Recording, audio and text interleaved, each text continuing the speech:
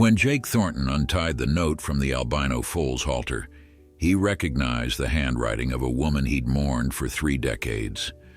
The words she'd written introduced him to a daughter he never knew existed and shattered every truth he'd built his life upon. Before we continue, don't forget to subscribe to the channel, like the video, and comment where in the world you're watching from. Let's go. Jake Thornton had been working the Broken Arrow Ranch for 32 years, and in all that time he had never once found something in his barn that didn't belong there. Sure, there'd been the occasional stray cat looking for mice, or a coyote that had gotten confused during a snowstorm, but nothing like this. Nothing that would make his weathered hands tremble as he reached for the halter of a ghost-white foal standing alone in the pre-dawn darkness of his barn. The morning had started like any other. Jake woke at 4:30, his body clock as reliable as the sunrise that would follow in another hour. He'd pulled on his worn jeans, the ones with the frayed knees that his late wife Sarah had always threatened to throw out but never did, and shuffled into his boots.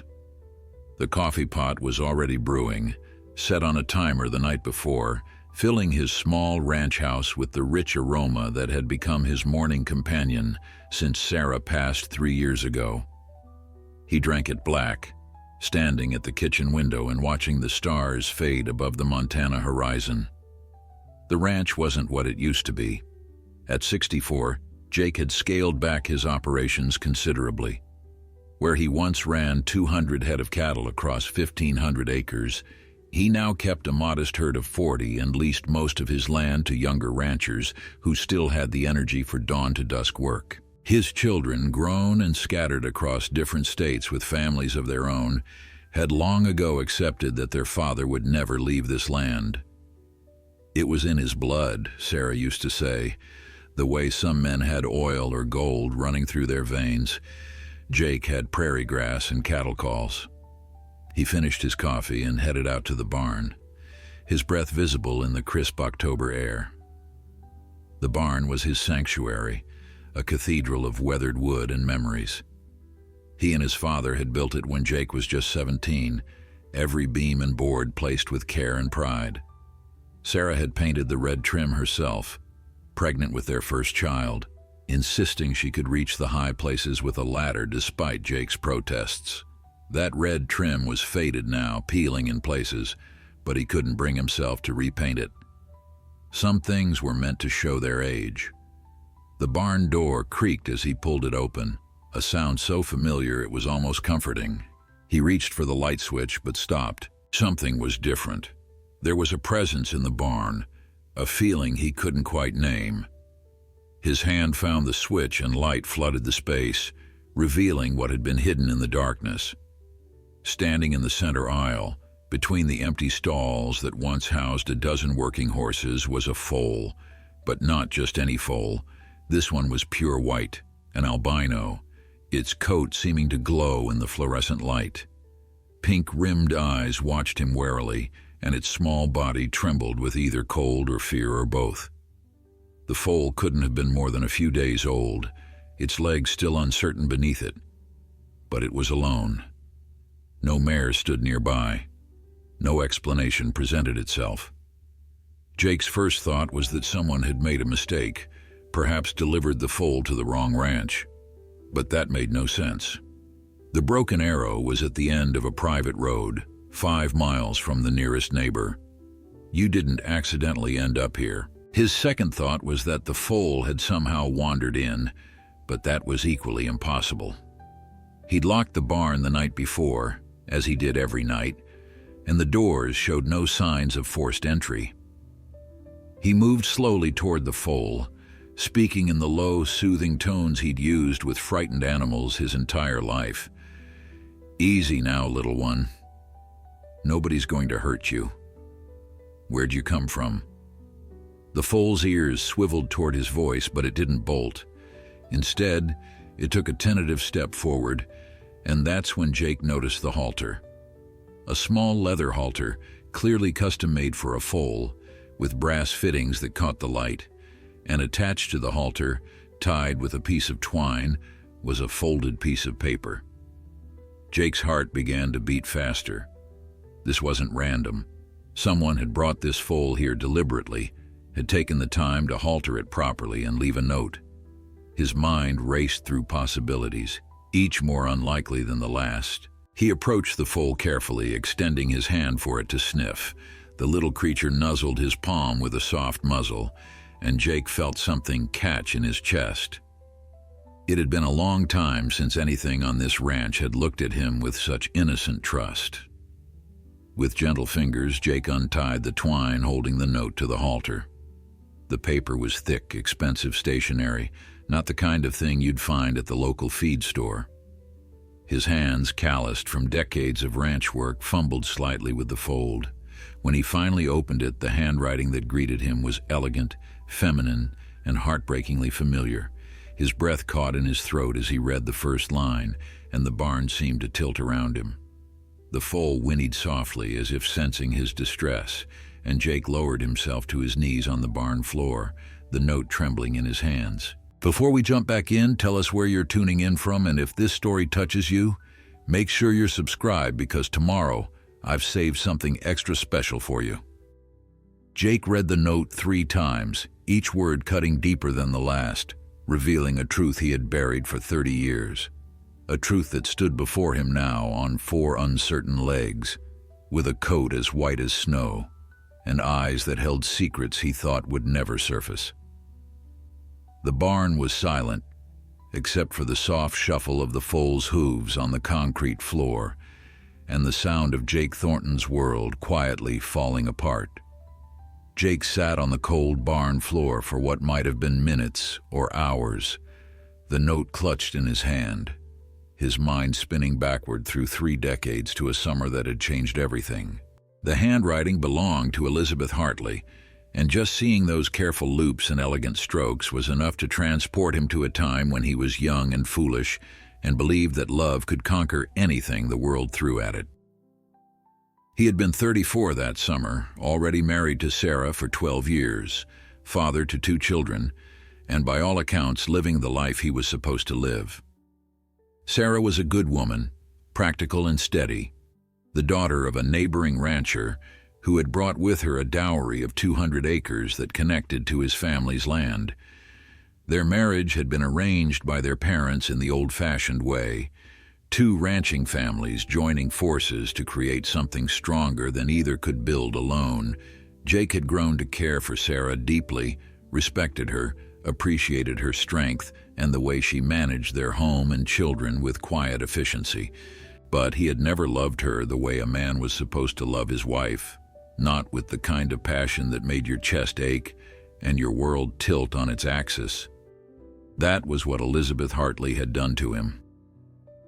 She'd arrived in their small Montana town that June, a city woman from Boston sent west to recover from some unnamed illness that Jake later learned was heartbreak. Her fiancé had left her for another woman just weeks before their wedding, and her family had decided that fresh air and wide open spaces would cure what ailed her. They'd rented the old Mercer place 5 miles down the road from the Broken Arrow, and Elizabeth had taken to riding every morning, exploring the countryside on a rented mare. Jake had first seen her on one of his early morning rides to check fence lines in the far pasture. She'd been sitting on a hill, her dark hair loose around her shoulders instead of pinned up the way Sarah always wore hers, watching the sunrise paint the mountains in shades of gold and rose. Something about the way she sat, perfectly still and completely absorbed in the beauty around her, had made him rein in his horse and just watch her. When she'd finally noticed him, instead of being embarrassed or apologetic for trespassing, she'd smiled and said, "This must be what heaven looks like." And Jake had felt something shift inside his chest that he couldn't name. They'd talked that morning for over an hour, sitting on their horses while the sun climbed higher and his work went undone. She told him about Boston, about the architecture and the libraries and the symphony orchestra, about a world so different from his own that it might as well have been on another planet. He told her about the ranch, about working land that had been in his family for 3 generations, about the satisfaction of bringing in a good hay crop and the heartbreak of losing calves to a late spring blizzard. She listened with an intensity that made him feel like every word mattered, like his stories about cattle and weather were as fascinating as her tales of high society and culture. They met again the next morning, and the morning after that, and soon it became a ritual neither of them questioned. Jake told himself it was innocent, just conversation between neighbors, but he knew he was lying. Every night he lay beside Sarah in their bed, feeling guilty for the way his heart leapt when dawn approached, knowing he would see Elizabeth again. Sarah never questioned why he left earlier than usual for his morning rides, never noticed the change in him, or if she did, she kept it to herself in that quiet, accepting way she had. By July, Jake was in love with Elizabeth Hartley in a way he had never been in love with anyone. She was everything Sarah wasn't, educated and cultured and full of passionate opinions about art and literature and politics. She made him want to be more than he was, more than a simple rancher who could barely make it through a newspaper without stumbling over the bigger words. With her, he felt alive in a way he hadn't since he was young, before responsibility and duty had shaped his life into something predictable and safe. They never touched, not in those early weeks. There was an invisible line they both knew better than to cross, a boundary that separated conversation from something more dangerous. But in August, everything changed. Jake had found her crying one morning, sitting on their usual hill with tears streaming down her face.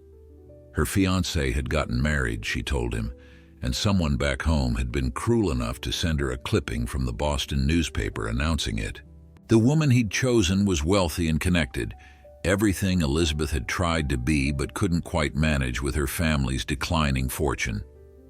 Jake had dismounted and sat beside her, and when she turned to him with those tear-filled eyes, he'd done the thing he'd been wanting to do for months. He'd kissed her, and she'd kissed him back with a desperation that matched his own, and suddenly they were both crossing lines they could never uncross, making choices that would echo through the rest of their lives. The affair lasted 6 weeks. 6 weeks of stolen moments and secret meetings, of passion that burned hot enough to make Jake forget everything else, his wife, his children, his responsibilities, his faith. They met in an abandoned line shack on the far edge of his property, a place no one ever went, where they could pretend the outside world didn't exist. Elizabeth talked about leaving, about Jake divorcing Sarah and coming with her back east or starting fresh somewhere new. She painted pictures of a life together that seemed impossible and wonderful and terrifying all at once. But Jake was a rancher, and ranchers understood the land in ways that city people never could. He knew he couldn't leave the Broken Arrow any more than he could stop breathing. This land was in his blood, his identity, his purpose. And more than that, he knew what divorce would mean in their small community in 1992. The scandal would destroy his children, ruin Sarah's reputation, take everything he'd built and burn it to the ground. He loved Elizabeth with a fierce, consuming passion, but he couldn't quite bring himself to sacrifice everything for that love. The decision was made for him in September when Elizabeth discovered she was pregnant. Jake would never forget the morning Elizabeth told him. They'd met at the line shack as usual, but she hadn't kissed him when he arrived. Instead, she'd stood with her back to him, looking out the single dusty window at the prairie grass swaying in the wind.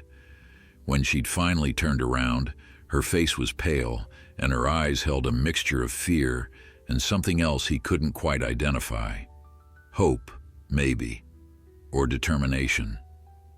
She was 8 weeks along, she told him, certain because she'd always been regular as clockwork, and there was no question about whose child it was. Her fiancé had never touched her in that way, had been too proper, too concerned with appearances and his family's reputation. This baby was Jake's, unquestionably and irrevocably his. The news should have terrified him, and part of him was afraid, but another part felt something unexpected surge through his chest. Joy. Despite everything, despite the impossibility of their situation and the devastation this would bring to everyone involved, part of him was glad. This child would be his and Elizabeth's, created from the kind of love he'd never known existed before her. For just a moment, sitting in that dusty, lined shack with the woman he loved telling him she carried his child, Jake allowed himself to imagine a different life, one where he could claim this baby, where he and Elizabeth could build something together, where love was enough to overcome every obstacle. But reality crashed back in quickly, as it always did. Sarah was pregnant too, he told Elizabeth, nearly 5 months along with their third child. The timing was terrible, a cruel twist of fate that made their situation even more complicated.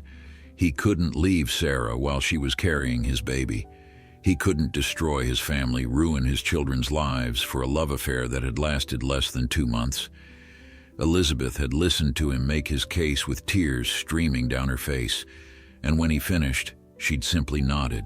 She'd known, she said, that this was how it would end. Men like Jake Thornton didn't leave their wives and ranches for women like her, no matter how much they claimed to love them. They'd talked for hours that day, trying to find a solution that wouldn't destroy everyone involved.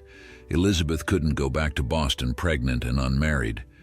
The scandal would kill her elderly mother, who had a weak heart, and ruin what was left of her family's social standing.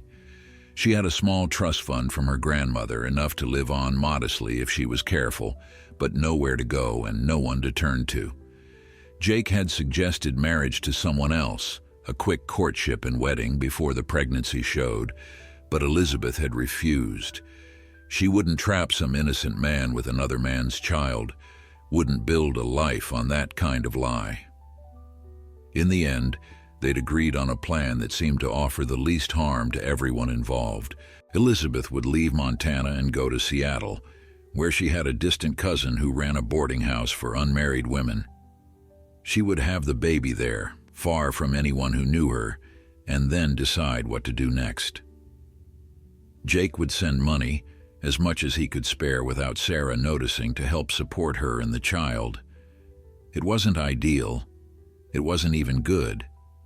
But it was the best they could do with the impossible hand they'd been dealt. The last time Jake saw Elizabeth Hartley, she'd been standing on the platform of the train station in Billings, one small suitcase at her feet, wearing a loose dress that didn't quite hide the small swell of her belly. She hadn't cried, hadn't made a scene, had simply looked at him with eyes that held a lifetime of what-ifs and might-have-beens. "Take care of yourself, Jake," she'd said, and he'd wanted to pull her into his arms, to drag her off that platform and damn the consequences. Instead, he'd tipped his hat and said, "You too, Elizabeth. Write when you can."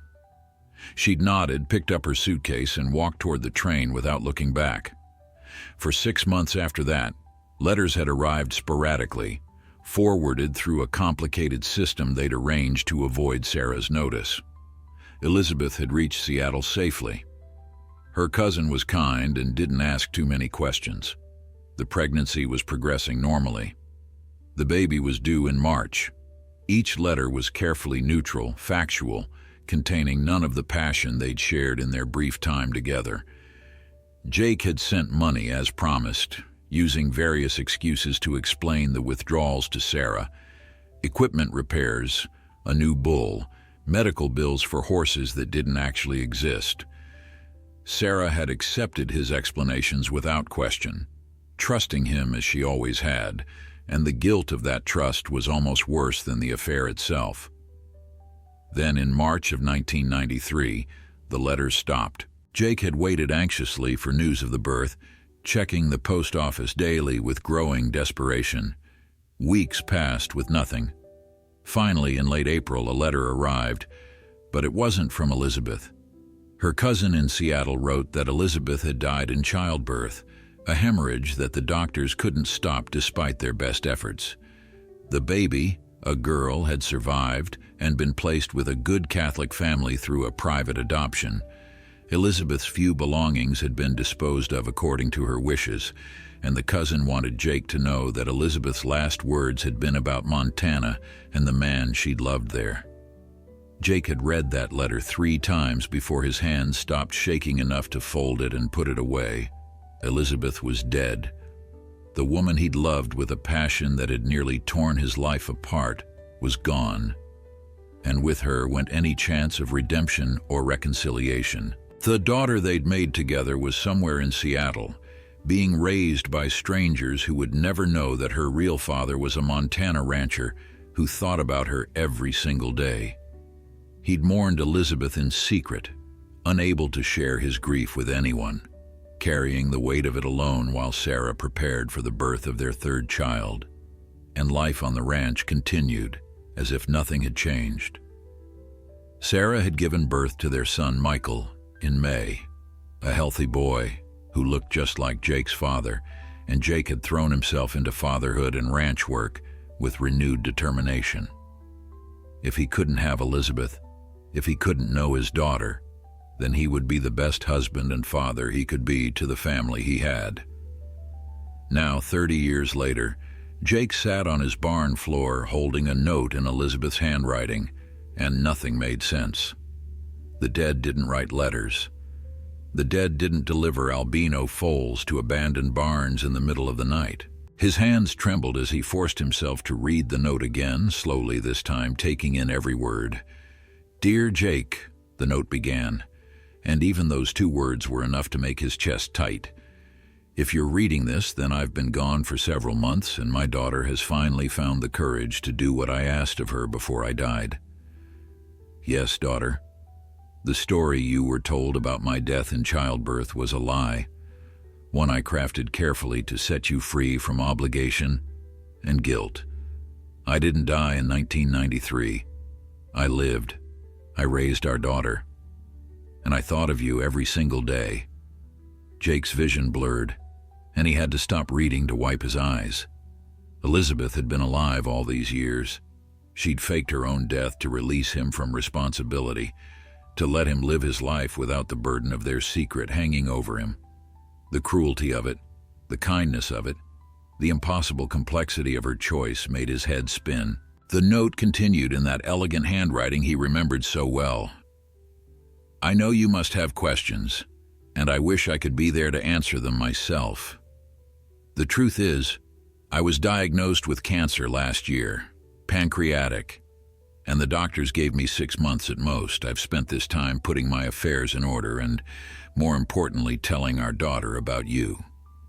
Her name is Grace, Jake. Grace Elizabeth Hartley, though she married young and has her husband's name now. She's 30 years old, beautiful and kind, and everything I could have hoped for. She has your eyes, your stubborn determination, and your way with animals." The foal nudged Jake's shoulder gently, and he reached up to stroke its soft muzzle without thinking. Grace. His daughter's name was Grace, and she was alive, real, somewhere in the world knowing about him. The thought was overwhelming. Elizabeth's letter went on. "Grace owns a horse ranch in Oregon, breeding and training show horses.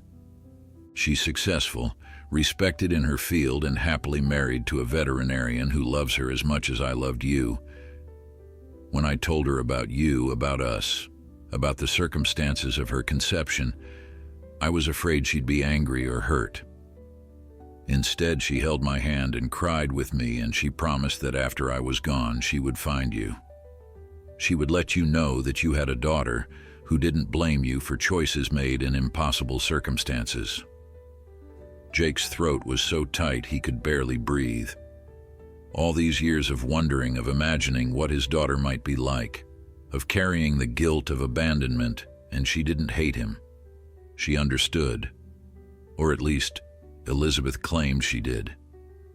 He needed to know if that was true, needed to hear it from Grace herself. The note wasn't finished. "The foal you've found is named Ghost, and he's special, Jake. Very special. Grace bred his mother, a mare with a rare genetic condition that occasionally produces albino offspring. Ghost was born 3 weeks ago, and from the moment he took his first breath, Grace knew he was meant for you. She said something about him reminded her of the stories I told about Montana, about wide open spaces and a man who understood horses in ways most people never could. She wanted you to have something beautiful, something pure, something that represented new beginnings. Jake looked at the foal with new eyes. Ghost. The name fit him perfectly, this ethereal white creature that had appeared in his barn like a vision from another world. Grace had sent him a gift, a living, breathing connection between them, a bridge across 30 years of separation and silence. "I'm writing this letter in my final weeks," Elizabeth's note continued, and Jake could almost hear her voice, weakened by illness, but still carrying that strength he'd always admired. "I know I should have told you the truth years ago, should have given you the choice to know your daughter, but I convinced myself I was protecting you. Your wife, your children, your reputation, they all seemed more important than my selfish desire to have you in our lives. Now at the end I can see how wrong I was. You deserved to know Grace. She deserved to know you. And I robbed you both of that because I was afraid." The words cut deep, because Jake knew they were true. He would have found a way, would have been part of Grace's life somehow if he'd known Elizabeth was alive. The years they'd lost could never be recovered, and that loss sat like a stone in his chest. But Elizabeth's note offered something more than regret. "Grace will reach out to you if you want her to, but she won't force herself into your life. She understands that this revelation might be unwelcome, that you have a family who knows nothing about her, that her existence could complicate everything you've built. If you want to meet her, to know her, there's a phone number at the bottom of this letter. Call at any time, day or night, and she'll answer. If you don't want contact, she'll understand and respect that choice. The foal is yours regardless, a gift with no strings attached, a piece of beauty in a world that often lacks it." Jake stared at the phone number scrawled at the bottom of the page. 10 digits that represented a choice, a fork in the road that would determine the shape of the rest of his life. He could call and finally meet the daughter he'd never known he had. Or he could let sleeping dogs lie, keep his secret buried as it had been for 3 decades, and live out his remaining years with no one the wiser about his long-ago affair and its consequences. The note ended with words that broke his heart. "I loved you, Jake Thornton. I loved you with everything I had, and I never stopped. Thank you for 6 weeks of happiness in a life that often felt too heavy to bear. Thank you for Grace, the greatest gift you ever gave me. And please, if you can find it in your heart, forgive me for the lies I told to protect you. Elizabeth." Ghost whinnied softly, his pink-rimmed eyes watching Jake with an intelligence that seemed almost human. Jake didn't know how long he sat on that barn floor, the note clutched in one hand while the other absently stroked Ghost's neck. The foal had settled beside him, folding its long legs beneath its body with the awkward grace of the very young. Time seemed to have lost all meaning. The sun was rising now, spilling golden light through the barn windows, and Jake realized with distant surprise that he'd been sitting here for over an hour. The cattle would need feeding. The water troughs needed checking. Life on a ranch didn't stop for emotional revelations, no matter how earth-shattering they might be. But for the first time in 32 years of running the Broken Arrow, Jake couldn't bring himself to care about the morning chores. Let the cattle wait. Let the whole world wait. He had a daughter. Elizabeth had lived. Everything he'd believed about his past had been built on a lie, and now he had to decide what to do with the truth. Ghost struggled to his feet, those impossibly long legs wobbling slightly, and moved toward the corner of the stall where Jake kept emergency supplies. The foal was looking for food, Jake realized, and that thought pulled him back to the present. Whatever else was happening, this tiny creature needed care. He pushed himself up with a groan, his knees protesting after sitting on the cold floor for so long, and went to mix formula. He'd raised orphan foals before, back when the ranch ran a breeding operation, and the motions came back to him automatically. As Ghost nursed hungrily from the bottle, Jake's mind worked through the implications of Elizabeth's letter. Grace knew about him, had known for at least a year, since before Elizabeth died. That meant Elizabeth had passed away recently, within the last few months if the letter was to be believed. Jake tried to calculate how old Elizabeth would have been. 62, he realized. Too young. Far too young to die. But then, Sarah had been only 61 when cancer took her 3 years ago. It seemed cruelly unfair that both women who had shaped his life should be taken by the same disease. He thought about Sarah as Ghost drained the bottle and looked at him expectantly for more. Had she known? In all their years together, had she ever suspected that his heart belonged to someone else? Sarah had been practical and observant, not the kind of woman who missed much. But if she'd known about Elizabeth, about the affair and the daughter, she'd never said a word. She'd gone to her grave keeping Jake's secrets, or perhaps never learning them at all. He wanted to believe she'd never known, that he'd spared her that pain at least, but he couldn't be certain. Their marriage had been good enough, he supposed. Not the passionate romance of novels, but steady and reliable. They'd worked well together, raised 3 fine children, built a prosperous ranch. Sarah had been content with that, or so she'd always said. But now Jake wondered if contentment was enough. Had Sarah deserved more than a husband whose heart belonged to a woman in Seattle? Had he cheated her of something precious by never being able to love her the way a man should love his wife? Ghost finished his second bottle and began exploring the barn with the curiosity of youth. Jake followed behind, making sure the foal didn't get into anything dangerous, while his mind continued its relentless examination of the past. He thought about his 3 children, all grown now with families of their own. Rebecca was 42, teaching high school English in Denver. Thomas was 39, running a construction company in Bozeman. And Michael, the son born just 2 months after Grace, was 30, working as a wildlife biologist in Yellowstone. How would they react if they learned they had a half-sister? Rebecca might understand. She'd always been the thoughtful one, the child who asked deep questions and wasn't satisfied with easy answers. Thomas would probably be angry, would see it as a betrayal of their mother's memory. Michael was harder to predict. He'd been close to Sarah, devastated by her death, and learning that his father had been unfaithful might shatter his image of his parents' marriage. The phone number on Elizabeth's note seemed to burn in Jake's pocket where he'd tucked the letter. He could call right now. Grace might answer, and he could hear his daughter's voice for the first time. But what would he say? "Hello, I'm the father who didn't know you existed, or worse, the father who thought you didn't exist, but was secretly relieved he didn't have to choose between his 2 families." The truth was complicated and messy, and Jake had never been good with words even in simple situations. Ghost stumbled and nearly fell, catching himself at the last moment with that rubber-legged agility foals possessed. The sight made Jake smile despite everything. This creature was a gift from his daughter, a peace offering, or maybe a test. If he accepted Ghost, was he accepting Grace too? Or could he keep the foal and maintain his distance from the young woman who'd sent it? The ethics of that felt murky, but then everything about this situation was murky. He needed to think, needed time to process what he'd learned and decide on a path forward. But first, he needed to take care of Ghost.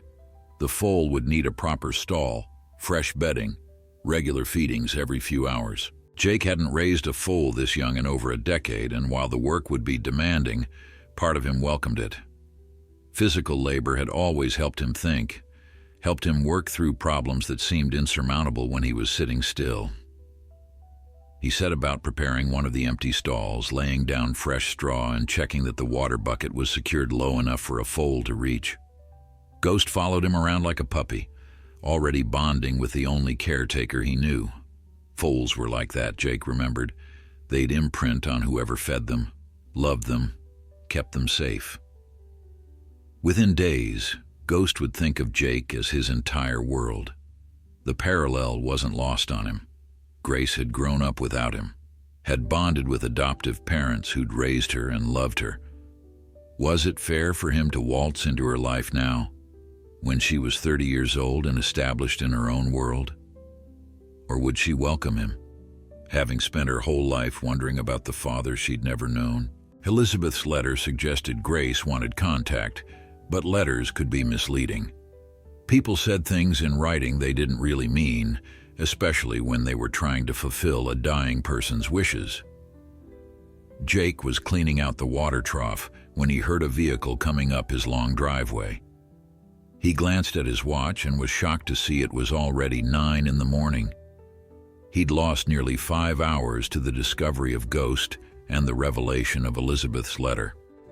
The vehicle pulled into the yard, and Jake recognized his son Michael's truck. Of course. Michael stopped by every Monday morning to check on him, a routine they'd established after Sarah's death when everyone was worried about Jake living alone. For a moment, Jake considered hiding Ghost, shoving the foal into a back stall where Michael wouldn't see him, and asking about the note.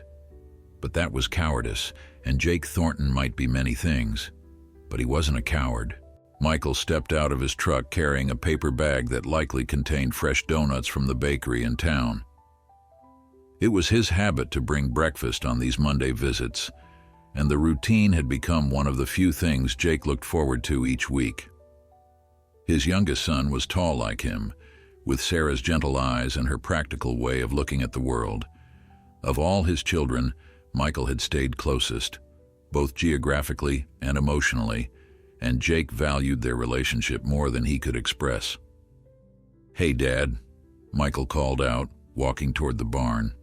"Sorry I'm a bit late. There was an incident with a grizzly up near Cook City, and I had to help with the relocation."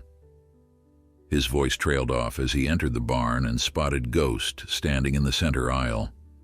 The foal had wandered out of the stall Jake had been preparing, drawn by the sound of a new voice. "What on earth is that?" Jake wiped his hands on his jeans, buying himself a moment to think. A foal. Came this morning. Michael moved closer, his trained eye assessing the animal with professional interest. An albino. "Dad, these are incredibly rare. Where did you get them?" The question hung in the air between them, heavy with implications Jake wasn't ready to address. He could lie, could make up a story about a neighboring ranch or a purchase he'd made. But lies had already cost him 30 years with a daughter he'd never known, and he found he didn't have the stomach for more deception, even small ones. "Someone left him here," Jake said finally. "Found him in the barn this morning when I came out for chores." Michael's eyebrows shot up. "Left him? Just abandoned a foal this valuable? Dad, an albino with this conformation could be worth serious money to the right breeder. You need to call the sheriff, report it." Jake shook his head, reaching into his pocket for the letter. Before he could second-guess himself, he handed it to Michael. "Read this first. Then we'll talk about what needs to be done." His son took the letter with obvious confusion, unfolding it carefully. Jake watched Michael's face as he read, seeing the exact moment comprehension dawned. His son's expression shifted from puzzlement to shock to something Jake couldn't quite identify. Hurt, maybe, or betrayal. When Michael finally looked up, his eyes were bright with unshed tears. "This is Mom's handwriting." Jake's heart lurched. "No, son. Look closer. It's similar, but it's not your mother's. That letter is from a woman named Elizabeth Hartley." Michael read the note again, more slowly this time, and Jake saw the moment when his son understood what he was reading.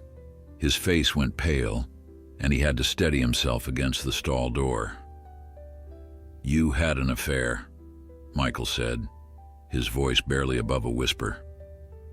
"While Mom was pregnant with me, you were sleeping with another woman." The words were brutal in their simplicity, stripping away any possibility of softening the truth. "Yes," Jake admitted, and the confession felt like stones in his mouth. "I did. It was wrong, and I've regretted it every day since. Michael's hands were shaking as he held the letter. "And you have another daughter. Grace. She's my age, isn't she? Exactly my age. Born 2 months before you were." The silence that followed was crushing. Jake watched his son struggle to process this information, to reconcile the father he'd known his entire life with this new reality of infidelity and hidden children. Michael had always been the one who saw the world in clear terms, right and wrong, black and white. This revelation existed in shades of gray that would be difficult for him to accept. "Does Rebecca know?" Michael asked finally. "Does Thomas?" Jake shook his head. "You're the first person I've told, the first person who knows besides me and Grace herself." His son laughed, but there was no humor in it. "Lucky me. I get to be the one who learns my father's a liar and my mother lived her whole life being betrayed. That's not fair," Jake said quietly. "Your mother had a good life. I was a good husband to her, a good father to you kids. One mistake 30 years ago doesn't erase everything else." "One mistake?" Michael's voice rose with anger. "Dad, you didn't make a mistake. You made choices. You chose to have an affair.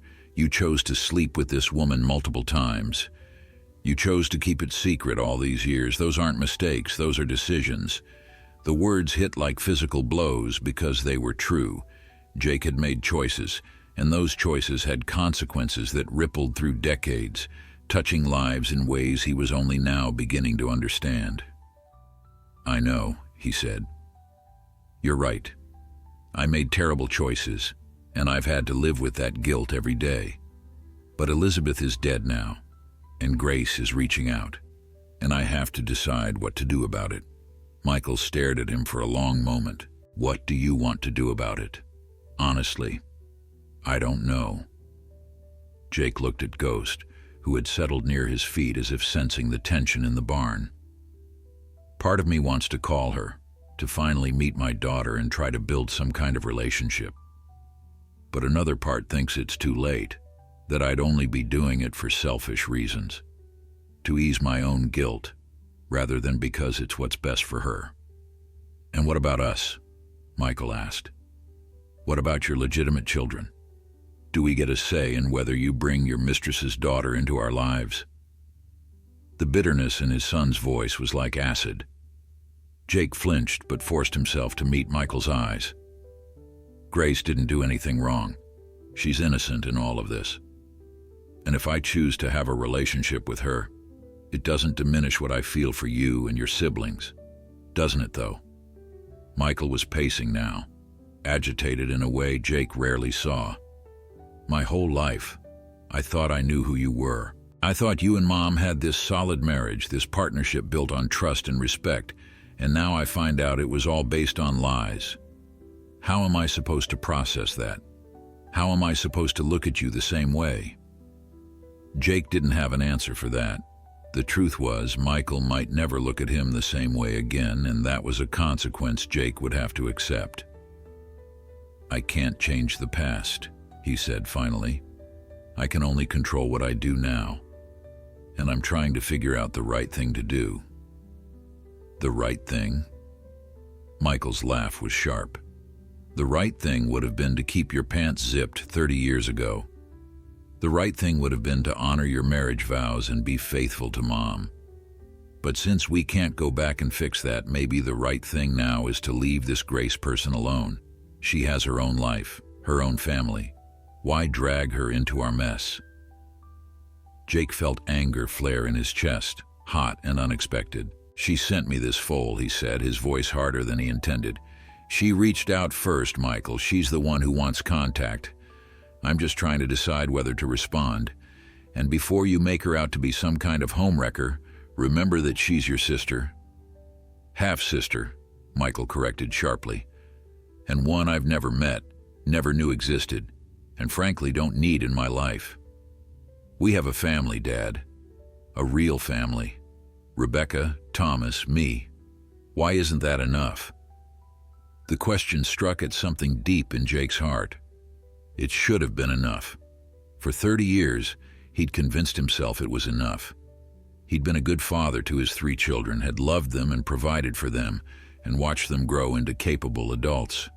But now, knowing that Grace existed, knowing that she'd grown up without him and might want to know him, he couldn't just pretend she didn't matter. "Maybe it's not about whether it's enough," Jake said quietly. "Maybe it's about taking responsibility for all of my children, not just the ones that were convenient." Michael's face flushed with anger. "Convenient? You think raising us was convenient? Do you have any idea what Mom went through? The sleepless nights with sick kids, the worry when money was tight, the loneliness when you were out working from dawn to dusk. She gave you everything, and you repaid her by screwing around with some Boston socialite." "That's not fair to your mother's memory," Jake said, his own anger rising to match his son's. "Yes, I had an affair. Yes, it was wrong. But I was a good husband to Sarah after that. I never strayed again, never even looked at another woman. I spent 30 years trying to make up for those 6 weeks of stupidity, but you never told her, did you?" Michael's voice was cold now, cutting. "You never gave her the choice to forgive you or leave you. You just decided on your own that she was better off not knowing. That's not love, Dad, that's cowardice." The words hit their mark because they were true. Jake had been a coward, had chosen comfort over honesty, had protected himself under the guise of protecting Sarah. He'd told himself he was sparing her pain, but really he'd been sparing himself the consequences of his actions. "You're right," he admitted, and the fight went out of him suddenly. "I was a coward. I should have told her, should have given her the choice, but I didn't, and I can't change that now. All I can do is decide what to do about Grace." Michael stared at him for a long moment, and Jake could see his son struggling with competing emotions. Finally, Michael's shoulders sagged. "What does she want? Grace. What does she want from you?" Jake pulled the letter from his pocket again, reading the relevant section aloud. "She says she won't force herself into my life, that she understands it might be unwelcome. But if I want to meet her, to know her, she's willing." Michael's jaw worked as he processed this. "And if you do meet her, then what? She becomes part of family gatherings, shows up at Christmas and Thanksgiving. I'm supposed to smile and pretend like it's normal that my father's illegitimate daughter is sitting at our table." The hostility in Michael's voice was understandable, but still painful to hear. "She's not illegitimate," Jake said quietly. "She's just a child born from complicated circumstances. And whether or not you choose to accept her, I need to figure out what role, if any, I want to have in her life." Ghost chose that moment to wander over to Michael, nuzzling his hand with innocent curiosity. Michael looked down at the foal, and Jake saw his expression soften slightly. Despite his anger, his son had always had a weakness for animals. It was what had drawn him to his career as a wildlife biologist. "He's beautiful," Michael admitted reluctantly, stroking Ghost's white coat. "I've never seen an albino in person before." "Grace breeds horses," Jake said. "Elizabeth wrote that she's successful at it, that she has your mother's practical nature and my way with animals." Michael's hand stilled on Ghost's neck. "Don't do that. Don't try to make me feel connected to her. I don't want to know what she's like or what she does for a living. I just want everything to go back to the way it was before you found this foal in your barn." "But it can't go back," Jake said gently. "That's not how life works, son. Once you know something, you can't unknow it. The truth is out now, and we all have to figure out how to live with it." Michael pulled his hand away from Ghost and turned to face his father fully. "Fine. You want my opinion? Here it is. I think you should leave Grace alone. Not because I don't think she deserves to know her father, but because I think it's too late. She's 30 years old with her own life. Dragging up the past now won't help anyone. It'll just complicate things for everyone involved." "And what about the foal?" Jake asked. What should I do with Ghost? Keep him, sell him, send him back? I don't care what you do with the horse, Michael said tiredly. But if you keep him, you'll have to explain to Rebecca and Thomas where he came from. And once you do that, the whole story comes out. Is that really what you want? Jake looked at Ghost, this beautiful creature that represented both a gift and a burden. The foal was innocent in all of this, just as Grace was innocent. Neither of them had asked to be born into complicated circumstances, and neither deserved to be rejected because of the sins of their parents. Maybe it is what I want, Jake said slowly, the words feeling right as he spoke them. Maybe it's time the truth came out. Maybe carrying this secret for 30 years has done more harm than good. Michael stared at him in disbelief. You're seriously considering this? Dad, think about what you're saying. This will destroy our family. Or maybe it will finally make us honest, Jake countered. Your mother is gone, Michael. She can't be hurt by this anymore. But Grace is alive, and she deserves better than to be treated like a dirty secret that needs to stay buried. The two men stood facing each other in the barn, the morning sun streaming through the windows and illuminating the dust motes that danced in the air. Ghost moved between them, oblivious to the tension, just a foal looking for attention and affection. I need time to think about this, Michael said finally. I can't process it all right now. Jake nodded. That's fair. Take all the time you need. But Michael, regardless of what you decide, I want you to know that I love you, you and Rebecca and Thomas. Nothing about Grace changes that. Michael's eyes were bright with tears again. Maybe not for you, he said quietly, but it changes everything for me. He turned and walked out of the barn without another word, leaving the bag of donuts on a hay bale. Jake heard his truck start up and drive away, the sound of the engine fading into the distance. Alone again with Ghost, Jake sank down onto the hay bale and put his head in his hands. He'd known telling Michael would be difficult, but the reality had been worse than he'd imagined. His son was hurt and angry and felt betrayed, and Jake couldn't blame him for any of those feelings.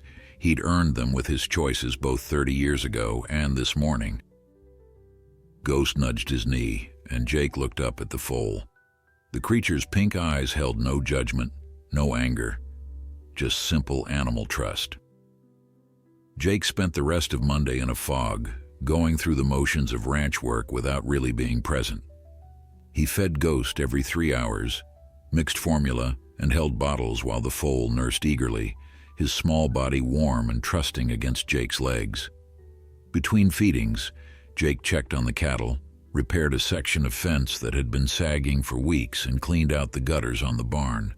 Physical work had always been his therapy, his way of processing difficult emotions, but today it brought no relief. His mind kept circling back to the same questions. Should he call Grace? Did he have the right to disrupt her life after 30 years?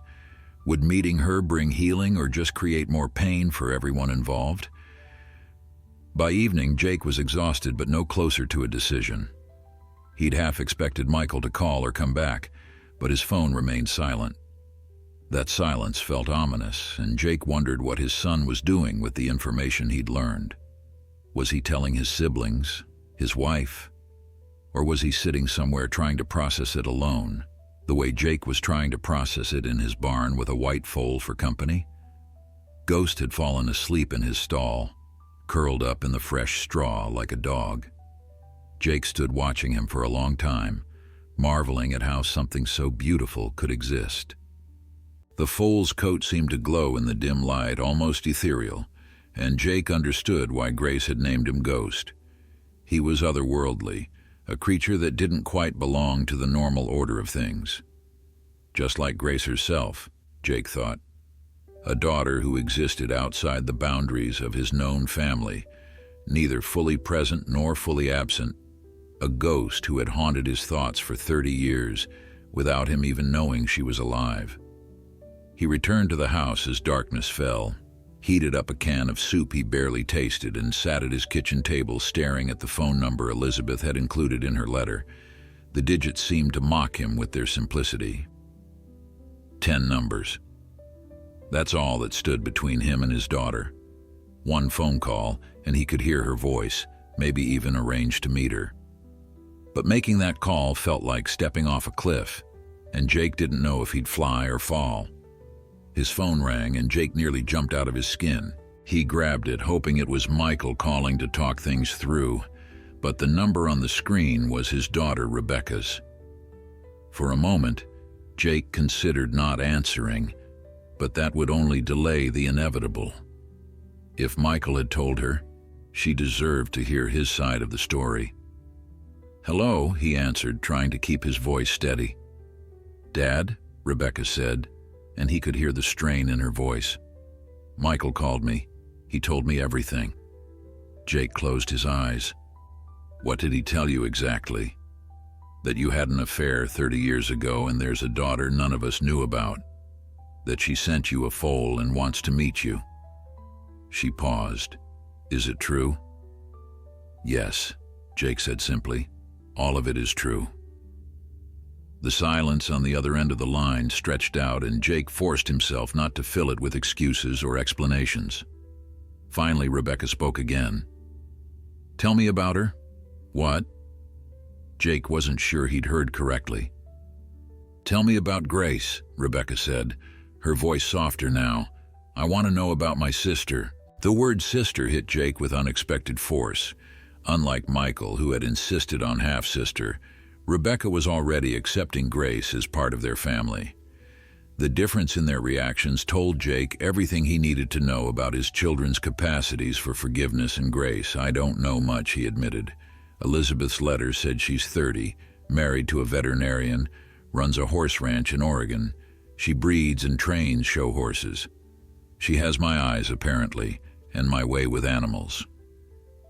Rebecca was quiet for a moment. "Mom's eyes," she said finally. "You and Mom had the same color eyes, blue-gray." Jake hadn't thought of that, but Rebecca was right. He and Sarah had shared that particular trait, which meant Grace might look more like Sarah than like Elizabeth. The irony of that was almost painful. "What was her mother like?" Rebecca asked. "Elizabeth. What was she like?" Jake leaned back in his chair, surprised by the question. She was educated, sophisticated. From Boston originally. She loved literature and art and had this way of seeing beauty in everything, even harsh prairie landscapes. She was passionate about things, not calm and steady like your mother, but intense and alive in a way that was hard to resist. "Did you love her?" It was a hard question, and Rebecca deserved an honest answer. "Yes," Jake said. "I loved her very much. For 6 weeks, I loved her more than I'd ever loved anyone." Rebecca was silent, processing this. "And after? After she left, I tried to forget her. I threw myself into being a good husband and father. I thought she was dead. Thought the daughter we'd made together was adopted by strangers. I carried that grief for 30 years. I wish Mom had known," Rebecca said quietly. "Not to hurt her, but because I think she would have understood. She was more perceptive than you gave her credit for, Dad. She knew you had secrets. She told me once, years ago, that everyone has parts of themselves they keep hidden, and that was okay as long as they were good to the people in front of them." The revelation that Sarah might have known, or at least suspected, shook Jake to his core. "You think she knew?" "I think she knew something wasn't quite right," Rebecca said. "But I also think she chose to love you anyway. That was who Mom was. She loved people not because they were perfect, but because they were hers." Tears stung Jake's eyes. "I didn't deserve her." "Maybe not," Rebecca agreed. "But she loved you anyway, and you gave her a good life. That counts for something." They sat in comfortable silence for a moment, and Jake felt some of the tension in his chest ease. Rebecca had always been his thoughtful child, the one who could see multiple sides of complicated situations. "So what are you going to do?" she asked. "About Grace?" "I don't know," Jake admitted. "Michael thinks I should leave her alone, that it's too late to build a relationship, that it will only complicate things and hurt people." "Michael's hurt right now," Rebecca said gently. He'll need time to process this. But Dad, I don't think you should let his reaction determine your choice. This is your decision to make. What do you want? Jake looked at the phone number sitting on his table. What I want is to undo the past 30 years, to have known Grace from the beginning, to have been part of her life. But since I can't have that, I want whatever comes next. I want to meet my daughter if she'll have me. Then call her, Rebecca said simply. Life's too short for regrets, Dad. You've already lost 30 years. Don't lose whatever time you have left. But what about your brothers? What about the family? Let us worry about us, Rebecca replied. You worry about Grace. And Dad, when you do meet her, I'd like to meet her too. I've always wanted a sister. After they hung up, Jake sat at his kitchen table for a long time, Rebecca's words echoing in his mind. Life's too short for regrets. He'd already lost 30 years with Grace. How many more years did he have left? He was 64, in decent health. But ranching was hard on the body. His father had died at 67, Sarah at 61. Time was not unlimited, and every day he waited was a day he'd never get back. He picked up his phone and carefully typed in Grace's number, his thumb hovering over the call button. His heart was pounding so hard he could hear it in his ears. What would he say? How did you start a conversation with a daughter you'd never met? But Rebecca was right. He'd already lost so much time. He couldn't afford to lose more. Jake took a deep breath and pressed call. The phone rang once, twice, 3 times, and Jake's heart hammered against his ribs with each ring. He almost hung up, almost lost his nerve completely, but then a woman's voice answered, "Hello?" She sounded young and uncertain, and Jake realized she probably didn't recognize the number calling her at 9 o'clock on a Monday night. "Is this Grace?" he managed, his voice rougher than he intended. There was a pause, and he could hear her breathing on the other end of the line. "Yes," she said quietly. "Is this Jake Thornton?" Hearing his name in her voice, this stranger, who was also his daughter, made his eyes burn with tears. "Yes," he said. "I found Ghost this morning. I read your mother's letter." Another pause, longer this time. "I wasn't sure you'd call," she said finally. "Mom said you might not want to, that I should be prepared for that possibility. But I hoped." The vulnerability in those last 3 words broke something open in Jake's chest. "I'm sorry it took me all day," he said. "I needed time to think, to figure out what to say to you." There was a soft laugh on the other end, and Jake heard Elizabeth in that sound, the same musical quality her laughter had held. "I've been thinking about what to say for a year," she replied, "ever since Mom told me about you. And I still don't have the right words. So maybe we just talk and see what happens." They were both silent for a moment, and Jake could picture her somewhere in Oregon, maybe in a house on her horse ranch, holding her phone with the same nervous energy he felt. "Tell me about Ghost," he said finally, grasping for safe ground. Elizabeth said, "You bred his mother." Grace's voice brightened with enthusiasm. "His dam is one of my foundation mares, a champion show jumper with the most incredible temperament. The albino gene was a surprise, actually. It skipped 2 generations before showing up in Ghost. When he was born and I saw that white coat, those pink eyes, I knew immediately he was special. Mom was still alive then, barely, and she looked at him and said he reminded her of Montana, of wide open spaces and new beginnings." "That's why you sent him to me," Jake said, understanding. "He was a symbol." "He is a symbol," Grace corrected gently, "of second chances, of things that shouldn't exist but do anyway, of beauty that comes from unexpected places." Jake wiped his eyes, not even trying to hide the emotion in his voice anymore. "Your mother wrote that you have my way with animals, that you're successful with your ranch. She was proud of you." I wish you could have known her, Grace said, and her voice was thick with grief. She was an amazing woman, strong and kind and so damn stubborn. When the cancer diagnosis came, she refused to spend her last months feeling sorry for herself. Instead, she told me everything.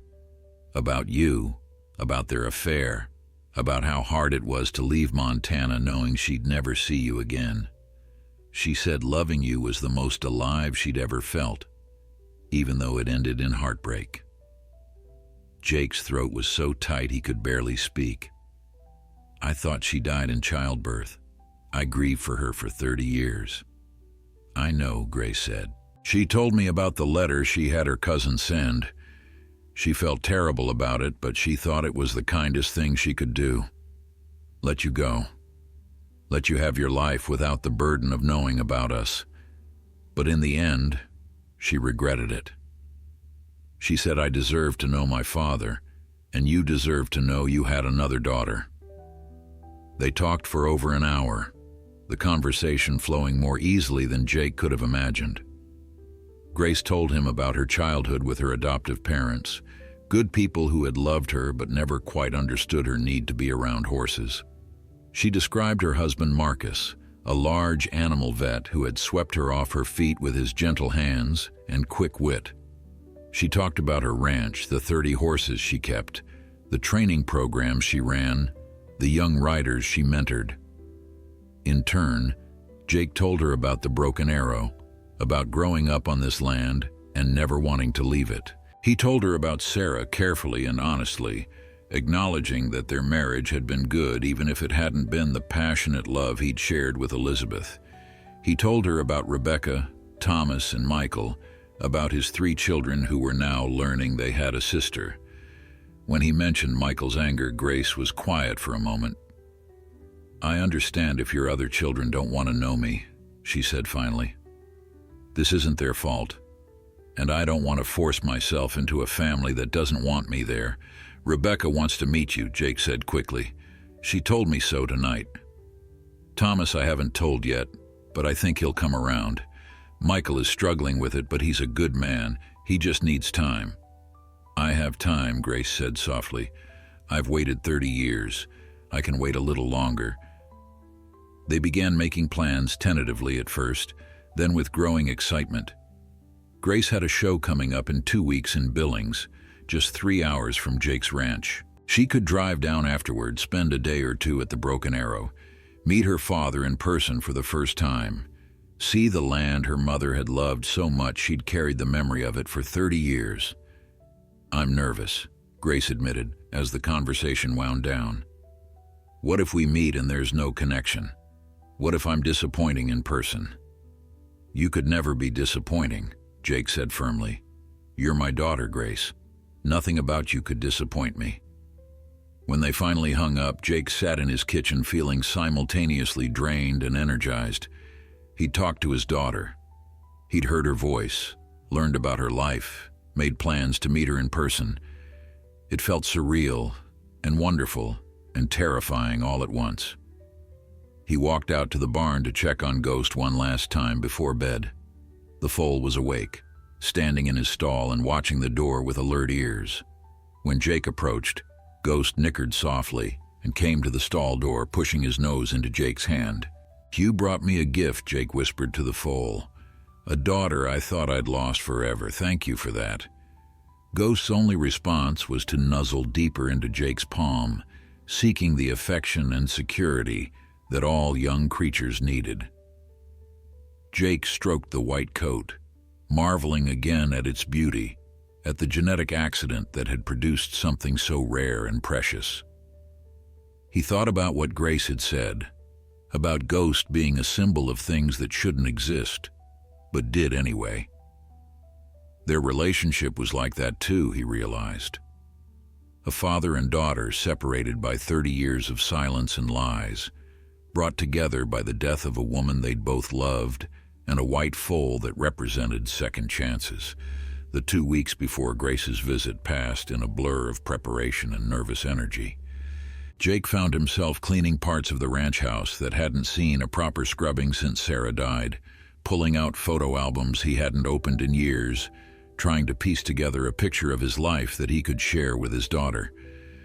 Ghost grew stronger each day, his legs steadier, his personality emerging with increasing confidence. The foal followed Jake everywhere, imprinting on him completely, and Jake found himself talking to the animal the way he might talk to a therapist, working through his anxieties and hopes aloud.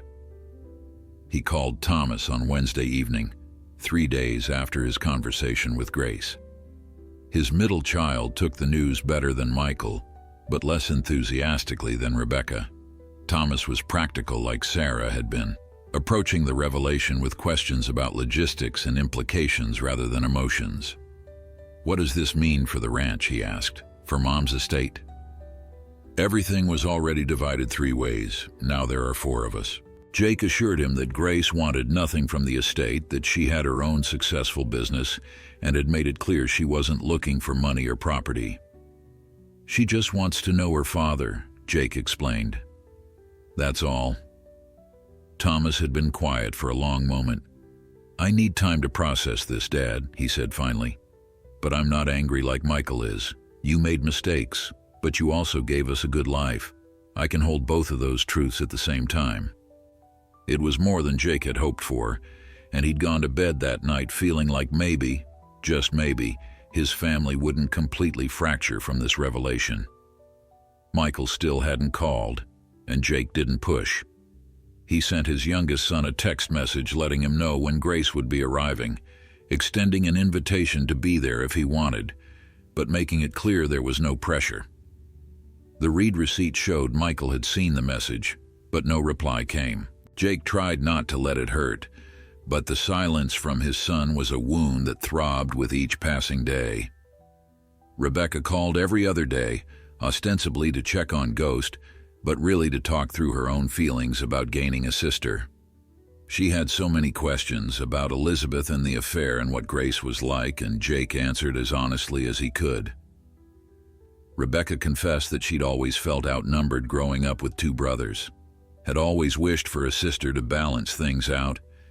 Maybe the universe was just late in delivering, she said with a laugh that reminded Jake achingly of Sarah.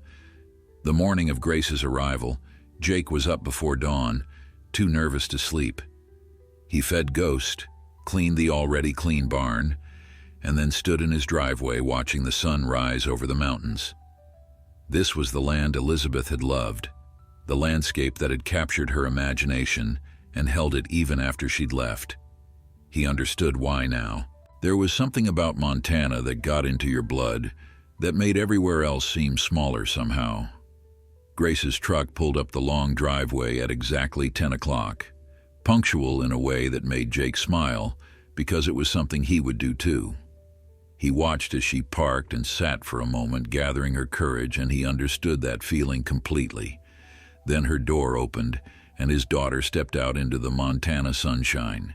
She was tall, taller than Elizabeth had been, with dark hair pulled back in a practical ponytail, but it was her eyes that stopped Jake's heart, blue-gray and familiar because they were his eyes, Sarah's eyes, a genetic gift that had skipped a generation to find its way to this daughter he'd never known.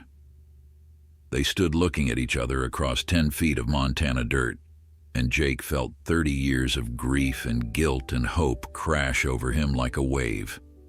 Grace's eyes were bright with tears, and he realized his own cheeks were wet.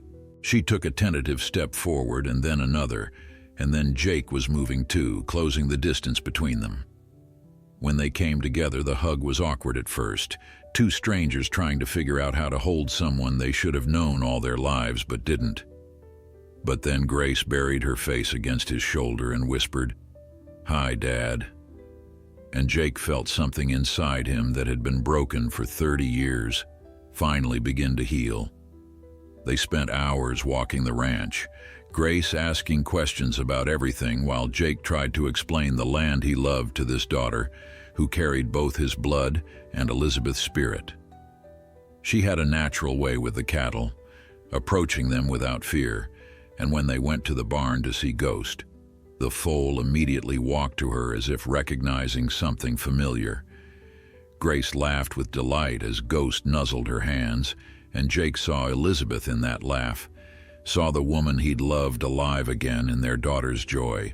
Rebecca arrived after lunch, nervous and excited, and within minutes the two women were talking like old friends, discovering shared interests and completing each other's sentences in that way sisters sometimes did. Jake watched them from the porch, his heart full to bursting with a happiness he hadn't known he could still feel. Thomas showed up an hour later, quieter and more reserved but genuine in his welcome. He shook Grace's hand formally and then pulled her into a hug that surprised them both. "You have Dad's stubborn chin," he said, and everyone laughed because it was true. As the sun began to set, painting the sky in shades of orange and gold, a familiar truck pulled into the driveway. Jake's heart leaped as Michael emerged, his face uncertain but his presence speaking volumes. He walked slowly toward the group gathered on the porch, his eyes on Grace. She stood to meet him, and for a moment they just looked at each other, these two children born months apart to different mothers, but sharing the same father. "I'm Michael," he said finally. "Your brother." Grace smiled, and it lit up her whole face. "I know. Mom showed me pictures. You look just like Jake." Michael's lips twitched in what might have been the start of a smile. "Yeah, well, you have his eyes.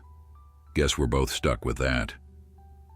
It wasn't forgiveness, not yet, but it was a beginning, and Jake felt tears stream down his face as he watched his 4 children stand together for the first time. "Sarah would have loved this," Rebecca said softly, moving to stand beside Jake. "She would have welcomed Grace with open arms." Jake nodded, unable to speak past the lump in his throat. He thought about Sarah, about Elizabeth, about all the choices and chances and heartbreaks that had led to this moment. Both women had shaped him, loved him, given him children who stood before him now as proof that love, however complicated and imperfect, could create something beautiful. Ghost wandered out of the barn, drawn by the voices, and made his way to the porch. Grace knelt to stroke his white coat, and the other 3 gathered around, all of them reaching out to touch this creature that had brought them together. "He really is magical," Grace said, looking up at her father with those familiar blue-gray eyes. "Mom knew exactly what she was doing when she sent him to you." Jake watched his children, all 4 of them, united by a white foal and a love story that had taken 30 years to come full circle. "Yes," he said, "she did." Elizabeth had given him many gifts in their brief time together, passion and love, and a daughter he'd never known he had. But perhaps the greatest gift was this, the second chance to build something real with Grace, to finally be the father he should have been all along. The Montana wind whispered through the prairie grass, carrying with it the promise of new beginnings and the hope that even the most broken things could be made whole again.